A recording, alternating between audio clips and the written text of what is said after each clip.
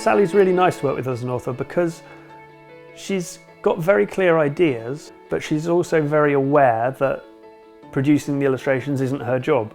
So she gives you lots to work with, which is fantastic, but she then steps back and lets you get on with it. So it's a really nice combination that she's got very clear ideas of what she wants and how she thinks things should look, but then she hands it over to you and lets you do your part of the work. Sometimes I think you can work with people who have a very strong idea and they don't really want to let you do any of it, and that's really difficult. And it's equally difficult if you're working with somebody who doesn't have any idea of what they want, because then you're kind of guessing almost, trying different things out in the hope that maybe this thing will be the right thing. But with Sally it's great because she's got a very clear idea, but then she lets you do your job. Previous books, I haven't had much contact with the author. They often sort of hand the book over to the publisher and that's really the last they have to do with it. But with Jesus Storybook Bible, Sally was very involved. She gave me feedback on every illustration as it was being produced and had really good sort of strong ideas, so she had a definite kind of response for everything.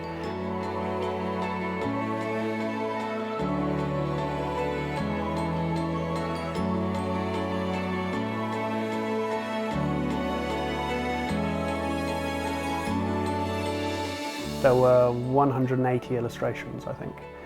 And the whole process from when I received the first information from the designer to when the completed book was delivered took me more than 12 months. And that was 12 months of pretty solid work. I think the style was simply the way I was working at the time, really. So I developed a technique whereby I was drawing in pencil, scanning the pencil drawings into the computer, printing them out again very faintly as a kind of guide, and then drawing the illustrations in ink. Those ink illustrations would then be scanned back into the computer, where I would add the colour and the textures. From working on that Bible is it kind of showed me what I was capable of, in the sense that when I started working on that I was relatively new as an illustrator. I'd worked on a few books, but they'd been relatively small projects, and when I was offered the chance of working on it, I did kind of wonder, can I actually do this? This is such a huge amount of work. And I think the fact that I did it and it was successful kind of really sort of showed me that yes, I could do a project like that. I can complete 180 illustrations whilst moving house and having a child. And if I can do that, then I can do anything.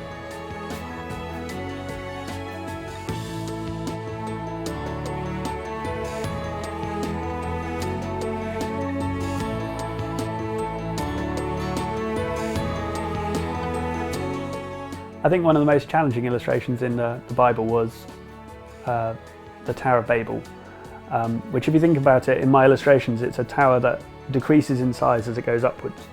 But my brief for the illustration was that the view should be looking down on a tower. And so I was trying to kind of work out how a tower that gets smaller as it goes up would look if you were looking down on it from above, where the bit that is smallest is closest to you. And that proved very tricky. And in the end I kind of cheated. I built a 3D model of a tower made of cylinders getting smaller and on the computer, and positioned a camera above it and figured out what it looked like. And I was quite pleased with myself after that, because that was kind of a really tricky sort of problem, and I'd found a solution to it.